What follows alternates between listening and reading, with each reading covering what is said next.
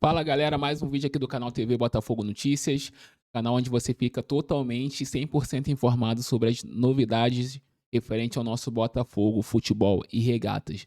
E aqui a gente vai reagir, né, aqui o Seleção Esporte TV, né, e aqui eles vão falar a respeito da troca de técnico do Botafogo, quem vai ser o novo técnico, que se o Lúcio Flávio vai continuar ou não no time. Lúcio Flávio que está sendo responsável por uma das maiores vergonhas que o Botafogo tem feito nos últimos tempos. Ganhando de 3-1 do Palmeiras, perdeu de 4-3. E ontem o filme se repetiu. A vergonha se repetiu. Fizemos 3-1 no Grêmio e perdemos de 4-3 novamente. Enfim, vamos assistir aqui o vídeo.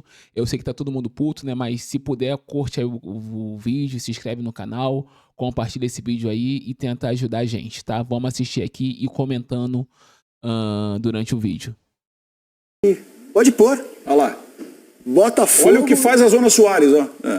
Olha, previsível, né? Acho até que demorou. E digo isso porque já falei outras vezes, está registrado. Acho que depois da derrota para o Vasco, até depois do 4-3 para o Palmeiras, me parecia insustentável, né? A queda livre do Botafogo era nítida que só seria revertida possivelmente com um fato novo. Ninguém garante que ela será revertida, né? Esse melancólico Botafogo. Mas o GE já está cravando que a decisão foi tomada e a gente aguarda o anúncio de quem é o novo técnico. Opções, a gente sabe que não brotam assim, né? Antigamente, quando cai um técnico, você tinha uma instituição no Brasil, que era o treinador desempregado, sempre pronto a assumir. Celso Roth, Joel Santana, estavam sempre prontos. Joel assumiu um time do Rio, Celso Roth assumir alguém da dupla Grenal e outros treinadores. Hoje, não há assim uma farta lista de treinadores disponíveis no mercado. Lembra do Odair Helman, me ocorre aqui o Barbieri, demitiu o Odair foi para a Arábia. Foi para a Arábia? Então já tira. Luxemburgo, que foi demitido do Corinthians. Vamos aguardar qual será a saída do Botafogo. Sem querer especular na informação nem nada, mas a melhor campanha do Botafogo antes desse Brasileirão foi feita com o Oswaldo de Oliveira como treinador, né? E há algum tempo ele não emplaca um grande trabalho, mas está desempregado. Conhece ali mais ou menos o trabalho dele foi o Corinthians. O Oswaldo de Oliveira é uma puta de uma sacanagem, cara.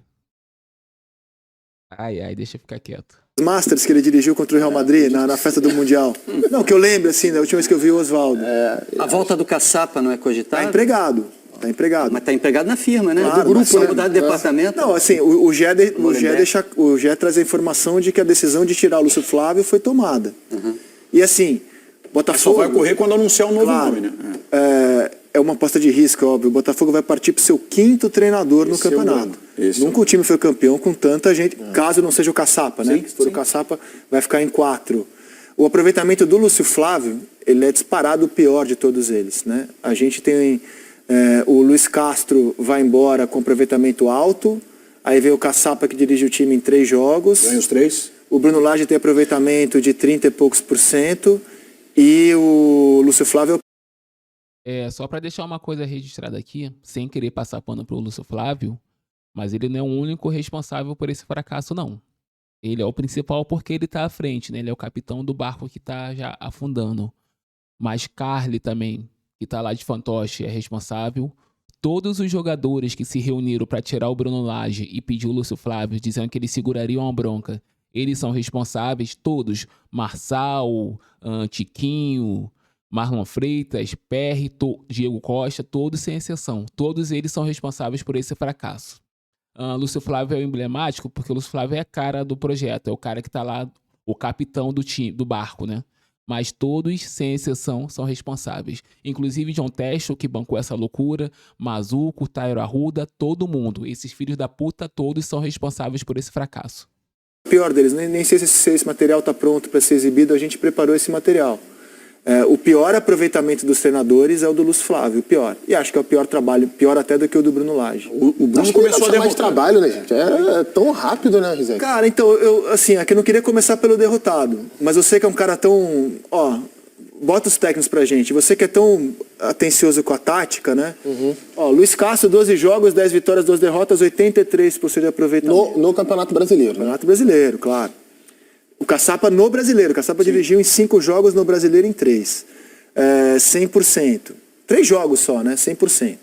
O Bruno Lage, 39%. Se esse aproveitamento do Bruno Lage fosse mantido, o Botafogo estaria melhor na classificação, por incrível que pareça. E o Lúcio Flávio, 33%, que é aproveitamento de time rebaixado. Né? 33% é aproveitamento de time rebaixado. O Botafogo, inclusive, tem... Penúltimo, né? É o penúltimo colocado do retorno. Só o América é pior que o Botafogo. Os piores aproveitamentos da história dos pontos corridos ficam entre 15% e 25%. O Botafogo, no retorno, tem um aproveitamento de 30%. Para contextualizar o que ele está falando aqui, o Botafogo conseguiu a façanha de, nos últimos 15 pontos disputados, conquistou 1. Perdeu 14 de 15 pontos. Deixaram chegar a esse nível. Vocês terem uma ideia do que o Botafogo está fazendo. Mas só uma pitadinha no time derrotado. Você não acha que um time que leva, no intervalo de uma semana, viradas de 4-3, né? Estando vencendo por 3-0 e 3-1, leva 8 gols, demonstra que ele está completamente desorganizado defensivamente, que não tem barreira, chega e faz. Acho, mas assim, tudo muito solto ali atrás. Sim, concordo, mas eu acho que é impossível a gente analisar a questão tática separada da parte emocional e de todo o histórico recente que aconteceu no Botafogo. Né? A questão do Lúcio Flávio, e aí tem muita gente imputando a culpa somente a ele, ele é um grande culpado desse momento do Botafogo, mas ele foi pedido pelos jogadores. Claro. E a gente não custa lembrar que o primeiro jogo do Lúcio Flávio, assim que ele assume o Botafogo, é aquele Botafogo Fluminense. Sem dúvida. E que o Botafogo, talvez tenha sido o jogo recente, tirando o primeiro tempo contra o Palmeiras, que o Botafogo mais tenha se aproximado não só do nível de jogo, mas do estilo de jogo que teve no primeiro turno. Então, assim, para mim não resta dúvida que ele não está preparado ainda para o tamanho desse desafio. E que Abel e Renato demonstraram isso no confronto direto, que são muito mais técnicos do que alguém que nem é técnico ainda, que mexeram melhor no jogo, no time, e que ele não conseguiu dar uma resposta nos dois jogos. E as equipes deles, nesses confrontos especificamente, mostraram ter um estofo emocional ali muito mais pronto do que o próprio Botafogo hoje. O que para mim é um pouco assustador, porque se a gente olha o elenco do Botafogo, não é um elenco de garotinho, não. Esses caras até nunca conquistaram nada tão relevante no Brasil, a maioria deles, né? Conquistaram em outros países ou têm carreiras consolidadas na Europa, mas não tem nenhum jovenzinho ali, não tem ninguém que vai se assustar com um adversário empatando o jogo depois de estar 3-0, né? Então isso chama muita atenção e até, para mim, deixa bem nítido que é algo que vai além do campo. É algo dos bastidores. A forma como o Botafogo lida com a virada para o Palmeiras e todo aquele escândalo de o árbitro teve a culpa naquilo ali, o John Textor faz aquele carnaval todo dentro do campo e está sendo até processado agora por isso.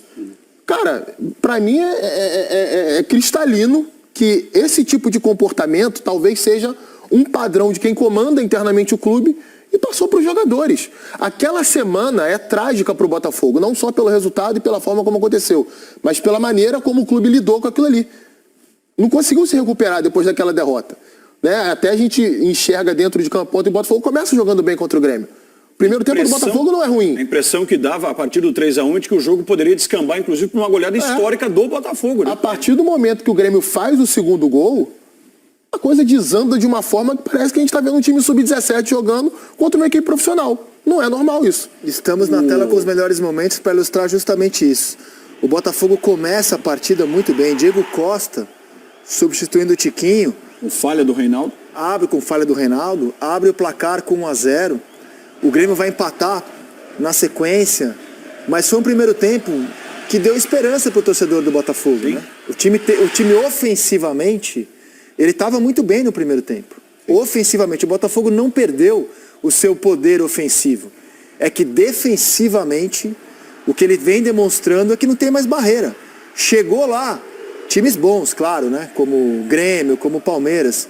Chegou lá, é gol. Não tem mais obstáculo. Era o que estava valendo para o Grêmio também. O Botafogo chegou lá e tinha feito 3. Então são dois times que a gente não consegue comparar porque eles são muito diferentes mesmo, assim, no jeito de jogar. Mas o que acontece dentro de campo se assemelha. Só que a diferença entre um e outro é que o Grêmio tem um treinador que identifica o que está acontecendo no campo. E aí é o efeito Renato. Renato não começa bem com o time não se acerta no centro de campo, a retirada da linha de 3 zagueiros e um outro posicionamento a partir do centro de campo vendo o time do Botafogo com 3 jogadores mais fortes ali no meio, sem o Eduardo dessa vez, surte um efeito muito positivo para o Botafogo. O Botafogo consegue anular o Grêmio e jogar do jeito dele também, atacando os lados do campo com velocidade, sendo agressivo. Só que o jogo muda depois quando um tem treinador e o outro não tem, para perceber esse tipo de coisa. Aí o 3-1, gente. 1 minuto do segundo tempo. Resultado extremamente perigoso para o Botafogo.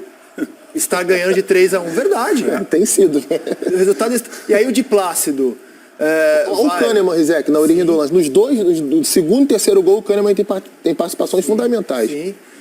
Aí o de Plácido dá essa bobeira. Aí uma série de coisas, né? Um toque que vai passar pelo Soares. Você vê que o Carbajo tira o corpo, inclusive, a bola poderia pegar nele, né? Vai chegar no Soares. Olha lá, quer ver? Ele vai desviar. Agora, ó. Agora, olha a calma do Luizito Soares, né? A tranquilidade dele, né, cara? A calma fruto de 5 metros de liberdade para trabalhar, né? E aí a gente tá vendo um time Kahneman de novo, né? Emocionalmente. A facilidade, ó. Kahneman de novo. A facilidade, cara. Você vê um zagueiro como o Cuesta errar o posicionamento que ele errou no segundo e no terceiro gol do Grêmio, né? O Hugo, que é um garoto, mas vinha jogando muito bem, inclusive nessa partida, entrar de primeira, como entrou no Soares em um dos gols, o de Plácido com a passividade que teve na marcação ali contra o Ferreira. São muitas coisas. Olha esse gol. A facilidade que o Grêmio entra trocando passes por dentro da defesa do Botafogo, a distância entre os defensores, não há linha, não há encaixe de marcação. E o Grêmio faz o que quer. A passividade, né, do Botafogo. Agora tem que dar mérito pro Vila Sante também. Que bola que ele descola pro... Tá jogando muito. Que bola que ele descolou pro Soares para esse passe, né? E assim, o primeiro tempo, bem como o Lino disse, o Lúcio apostou naquele meio de campo forte, né? Ele bota 3 jogadores de característica de marcação, soltando o Tietê, algo que ele tinha feito, inclusive, no segundo tempo contra o Vasco, né? Ele deu um pouco mais de liberdade pro Tietê com a entrada do Danilo. E ontem ele ganhou do Grêmio no primeiro tempo assim, porque o Grêmio tinha o Ronald, que é um menino que marca forte, mas que sabe sair para o jogo, e o Carbajo e o Vila Sante completamente perdidos. Eles não tinham a tranquilidade, eles não tinham o conforto para aproximar, para tentar alguma coisa de construção, porque são 2 caras que eles cuidam bem da bola. Só que ontem, a partir do que o Lúcio Flávio colocou no seu meio de campo, ele permitiu ao Botafogo uma situação diferente e que deixou o Grêmio meio que sem solução. Mas aí o Renato entende, observa o detalhe, tira um cara que não estava indo tão bem, que era o Bessosi, Ferreira, com confiança, com conversa, com a volta do seu melhor futebol, e o Cristaldo, que é o pensador do time. Quero ilustrar isso, ó, o trabalho dos 2 treinadores. Na escalação inicial do Botafogo, a gente vai ver uma mudança, né? Ele vai barrar o Eduardo, que vinha jogando mal. E a gente não tem como dizer que não deu certo inicialmente, que o primeiro tempo do Botafogo foi bom. Sinceramente, abrir mão de um cara como o Eduardo, que vinha fazendo um campeonato tão bom... Mas a ideia deu certo. Eu também. Deu certo. Inclusive o Marlon Freitas jogou um belo primeiro tempo. Eduardo tá jogando muito mal. Merecia um banco sim. Tem que falar que o Lúcio Flávio errou nesse sentido, não. Aliás, uma coisa que a gente tem que elogiar aqui o Lúcio Flávio. Deixa eu olhar pra câmera que eu tô nervoso. Uma coisa que a gente tem que elogiar o Lúcio Flávio. Ele teve coragem de mexer nos 2 destaques do time. Tirou o Marçal, que vem jogando mal há uma cota aí, e tirou o Eduardo. Nisso ele teve personalidade. Só que faltou leitura de jogo durante a partida para poder segurar o Grêmio. Aí fez diferença ter treinador e não ter treinador. O Grêmio tinha um treinador experiente e o Botafogo não tinha. E o Botafogo pressionando bem no campo do Grêmio. O Botafogo jogava bem. O problema do Botafogo não tem sido a maneira como ele começa os jogos. É que aí as partidas mudam e o Lúcio Flávio não esteve à altura das mudanças que o jogo apresentou na cara dele. Compreendeu o jogo. Não compreendeu, exato. Isso aí que eu acabei de falar. Jogo de futebol é como se fosse um tabuleiro de xadrez. Os 2 times, os 2 técnicos têm que ler o adversário, ler o que o outro está fazendo e fazer jogadas específicas para poder anular o outro. E nesse sentido, o Lúcio Flávio não sabe fazer isso. Ele entra com a formação inicial, o jogo acontece, o técnico, o adversário trabalha, faz as mudanças que devem ser feitas e o Lúcio Flávio não consegue ler isso. Aí ele colocou...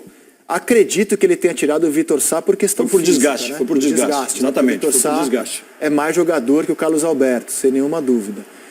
Quando a Vaca estava indo para o brejo, ele tira o Danilo Barbosa e coloca o Eduardo. E o Eduardo não conseguiu jogar bem, nos 20 e poucos minutos em que esteve. E já entra com o time bem. Está num momento muito ruim. Né? Eu não entendi ele tirar o Júnior Santos. Não entendi. Estava cansado, mas ainda assim era um jogador de personalidade, estava bem no jogo. Cara que arrasta a defesa, e a né? personalidade do Botafogo morre quando ele tira o Tietê e o Júnior Santos. Ele empilha atacante, né? E o time fica sem personalidade. O Botafogo já estava perdendo aí, mas o Júnior Santos ainda era um jogador que pedia a bola para ele. E também não deu resultado tirar o Hugo pelo Marçal. É que o time já tinha se esfarelado, né? Emocionalmente já tinha... Então, mas emocionalmente, tirar o Júnior Santos e o Tietê, no meu entendimento, ajudou a matar o Botafogo, porque eram jogadores que ainda demonstravam que mentalmente podiam continuar no jogo. E ele tirou os dois. Eu achei que ele foi muito mal tirar esses dois. Uma atitude positiva, realmente. A não ser que eles tenham pedido... Atitude positiva, exatamente. A não ser que eles tenham pedido para sair, né? Eu não sei também. Não tem como... Na imagem não, assim, até porque pouco antes de sair o Júnior Santos, ele faz uma jogada assim que sofre uma falta, que é uma jogada individual. Eu falei, pô, é um dos poucos caras que ainda tá chamando a responsabilidade. Não entendi ele ter tirado o Júnior Santos. E acho que a entrada do Marçal tem muito a ver com essa questão de tentar recuperar o ânimo. Eu lembro que assim que o Marçal entra, a câmera foca nele e ele bota a tarde de capitão e ele fala que é pro Coelho do lado dele. Vambora, cara, vambora. Tem jogo pra caramba ainda, vamos virar. E assim, você não vê isso se tornar em prática dentro de campo. Ele até... Agora, um baile do Natan Fernandes no final do jogo. Né? Foram jogadores que pediram. Sim. E o clube acreditou que era possível que um não técnico levasse o time. Então, assim, acho que... A SAF do Botafogo vem se destacando porque vinha tomando excelentes decisões, né? Era a SAF mais bem sucedida do Brasil até então e vinha com decisões super positivas. Só que uma decisão amadora, que foi de efetivar o Lúcio Flávio, uma decisão acabou com a temporada toda. Um erro acabou com tudo. Nenhum de nós aqui jogou futebol, mas a gente acompanha futebol há muito tempo. A gente já viu várias... Falei por você, né, Lino? A gente já viu você, né? A gente já viu várias equipes campeãs sendo conduzidas pelo vestiário, muito mais do que pelo gabinete do treinador. Sim. Muito mais porque os jogadores se unem e às vezes até nem se gostam, mas conseguem superar várias limitações que a liderança tem. Não é o treinador que conduziu o time àquele título, foram os jogadores e eles, a união entre eles, resolve as coisas. Não está diminuindo isso, não? Só que esse futebol mais estudado eu ia te dizer outra coisa. Era onde eu ia chegar. Eu ia te dizer que isso acabou. Acabou, também acho. O impacto do treinador hoje é cada vez maior. A necessidade de estudo individualizado, essa história de você recortar o Botafogo dos primeiros jogos e colar depois, não ia dar certo com ninguém. E não é só com o Lúcio Flávio, não. Até porque, Lino, desculpa só te cortar, mas só para te dar um conteúdo para esse debate. Não é você verbalizar o que você quer. O futebol não é mais isso. Você chegar, assim, na minha opinião, toda humildade, você chegar no vestiário, falar pro jogador, eu quero que você faça A, B, C e D. Se você, no seu dia a dia, no método de treino, não fizer essa rotina pro cara, para ele repetir, se tornar natural, para ele fazer de uma forma automática no jogo, se ele não dominar aquele conceito para virar um modelo de jogo, não funciona. Porque as alterações são trabalhadas. Ponto, que é o ponto que levou à saída do Lázaro no Corinthians. Lázaro era um analista de desempenho brilhante, tanto que era o analista melhores do Tite na Copa do Brasil. Mano. Então, assim, para estudar adversário, genial. Qual foi a questão que levou à interrupção do trabalho do Lázaro? Se detectou que, embora todo o conhecimento que ele tenha de estudo do adversário e de estudo até do que ele deveria fazer, faltava a ele a experiência de como colocar isso em prática, de como comandar o treinamento no dia a dia, de como fazer o time fisicamente chegar no patamar necessário para jogar de acordo com as ideias. Sim. O futebol está cada vez mais detalhista. Demora até você fazer um treinador de alto nível. Ele precisa passar por várias coisas. Não é só isso, é a questão emocional, é a percepção e às vezes até as loucuras, as idiosincrasias do cara, as contradições que ele tem, ele para com o grupo, isso tudo também alimenta o dia a dia. Esse cara também consegue transformar ambientes às vezes. Então é muito complexo. Por isso que eu acho que essa troca do Botafogo agora faz sentido. Todo sentido. Pode parecer loucura você tirar o treinador. Demorou. Mas talvez até seja necessário você fazer isso agora, porque o impacto do treinador é muito grande. Se você trocar treinador no intervalo de um jogo, ele vai ter impacto sobre o jogo. As ideias dele não vão aparecer na plenitude, mas ele vai ter impacto sobre o jogo. Comportamento do jogador. Entre nós, a gente jogando futebol, a gente sabe, vem cá, o time do lado de lá é bom, vamos puxar o nosso time para trás. Tá vendo aquele molequinho ali? Aquele molequinho joga muito, cara. Faz o seguinte, cola nele, fica nele até o final e deixa uma sobra, Jader, fica mais por perto, tal, porque a gente precisa marcar aquele cara. A gente tem um monte de questões estratégicas que numa pelada a gente vai resolver. O nível de complexidade do futebol é tão grande que às vezes os caras se perdem nas obviedades. O Botafogo está trabalhando emocional, o Botafogo está trabalhando o jeito de jogar no piso, o Botafogo tem suas variações, deixa o Eduardo no banco, mas marca o Soares, cara. O Endrick, o Marca Soares. o Endrick, entra em campo e presta atenção que esse cara vai decidir o jogo. Entra em campo prestando atenção nos movimentos dele. O Soares arrebentou com o jogo ontem. Por quê? Porque o Botafogo estava preparado para as próprias neuroses, para as loucuras que ele enfrenta no dia a dia e não viu uma obviedade. E tem um detalhe dentro dessa linha que é espetacular, que o Nino levanta aqui. Acaba-se, né, independente do resultado final do campeonato, mas por aquilo que a gente tem observado, especialmente falando do Grêmio, a figura do Renato. Porque é muito raso hoje se falar, não, o Renato é boleirão. Tá aí, galera, esse foi o nosso vídeo. A gente se encontra aqui em outro vídeo aí. Quem tá aqui comigo até o final do vídeo, quem ficou até o final do vídeo, dá like aí, curte esse vídeo, compartilha. E abraços, até a próxima.